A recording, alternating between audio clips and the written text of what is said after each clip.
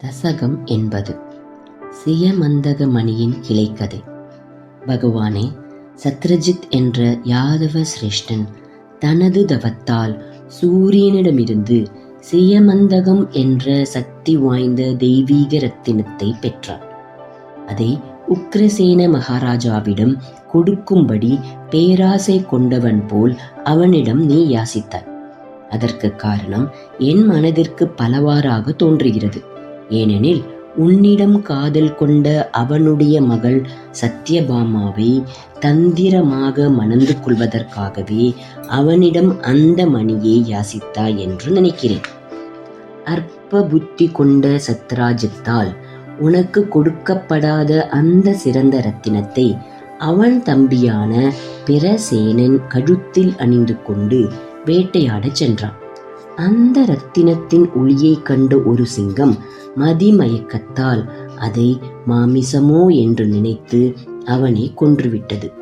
பிறகு கரடி உருவில் இருக்கும் வானவர் தலைவனான ஜாம்பவான் அந்த சிங்கத்தை கொன்று அந்த ரத்தினத்தை தன் மகள் ஜாம்பவதிக்கு கொடுத்தான். மக்கள் சத்ரஜித்தின் சொற்படி நீதான் அந்த மணியை திருடியதாக உன்னை பற்றி கூறலானார்கள். பண்புடையவர்களிடம் ஒரு சிறு தோஷம் இருந்தாலும் அது மக்களுக்கு அமுதம் போலாகி விடுகிறது.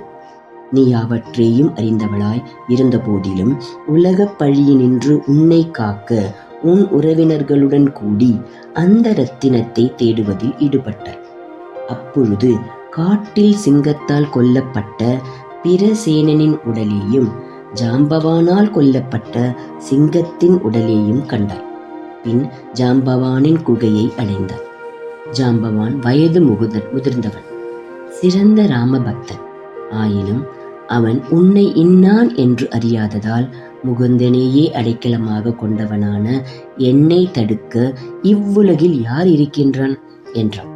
மேலும் அவன் ரகுவம்சத்தின் தலைவனே, ஹரியே வெல்க வெல்க என்று சொன்னான். பின் கைமுட்டிகளால் உனக்கு நன்றாக வழிபாடு செய்தான். அதாவது உன்னுடன் மற்போர் செய்தான். பிறகு அவன் உன்னை தன் தெய்வமாகிய ராமனே என்று அறிந்தான்.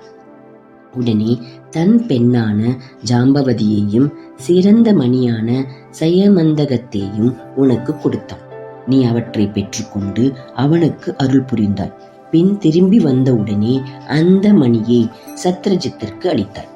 அவமானத்தால் வெட்கி தலைகுனிந்த சத்ரஜித்து நாணத்தால் செழிக்கும் கண்களுடைய தன் மகள் சத்யபாமாவை வேறொருவனுக்கு மனம் செய்து கொடுப்பதாக கூறியிருந்தும் அதனை மீறி அவளை ரத்தினத்துடன் கூட உனக்கு அளித்தான்.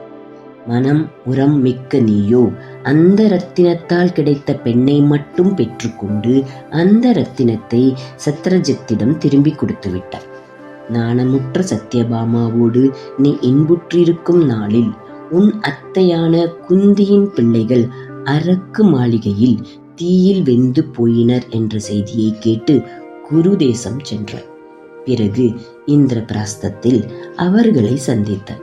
கஷ்டத்திற்கு மேல் கஷ்டம் என்ற விதத்தில் அந்த நேரத்தில் அக்ரூரர், கிருதவர்மா ஆகியோரின் ஏவலால் சத்யபாமாவை மணப்போம் என்று எண்ணி இருந்த சததன்வா அவளை மணக்க முடியாததால் சத்ரஜித்தை கொன்று சயமந்தக மணியை அபகரித்து விட்டார்.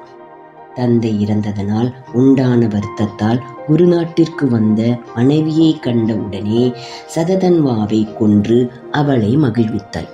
இருப்பினும் பலராமன் மணி யாரிடம் உள்ளது என்று தெரியாததால் அது விஷயமாக கண்ணனிடம் ஐயுற்றவன் போல் மிதிலை மன்னனின் அரண்மனைக்கு சென்று துரியோதனனுக்கு கதாயுத போர் முறையை கற்றுக் கொடுத்தான். பகவானே, அந்த அக்ரூரன் உன் விருப்பத்தின்படி தீய நடத்தையுடையவனான சத்ரஜித்திற்கு இறப்பினை சேர்ப்பித்தான் என்றும், மேலும் அக்ரூரருக்கு செல்வத்தை கொடுப்பதற்காகவே அவன் மறைத்து வைத்திருந்த சியமந்தக மணியை வெளிப்படுத்தி அவனிடமிருந்து மீட்கவில்லை என்றும் சொல்கிறார்கள்.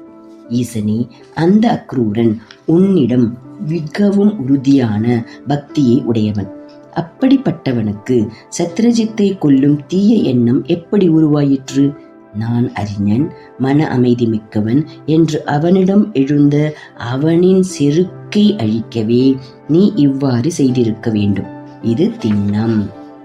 சத்ரஜித்தை கொன்ற பயத்தால் கிருத்தவர்மாவுடன் ஓடி மறைந்த அக்ரூரனை மீண்டும் அழைத்து வர செய்தாள்.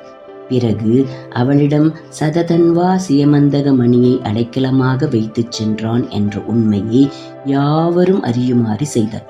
மேலும் நல்ல விரதங்களை மேற்கொண்ட அக்ரூரிடமே அந்த மணியை மீண்டும் அளித்தாள்.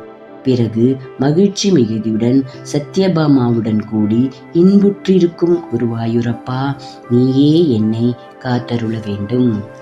ஹரே ராமா ராம ராமா ஹரே ஹரே, ஹரே கிருஷ்ணா கிருஷ்ண கிருஷ்ணா ஹரே ஹரே, நாராயண நாராயண நாராயண.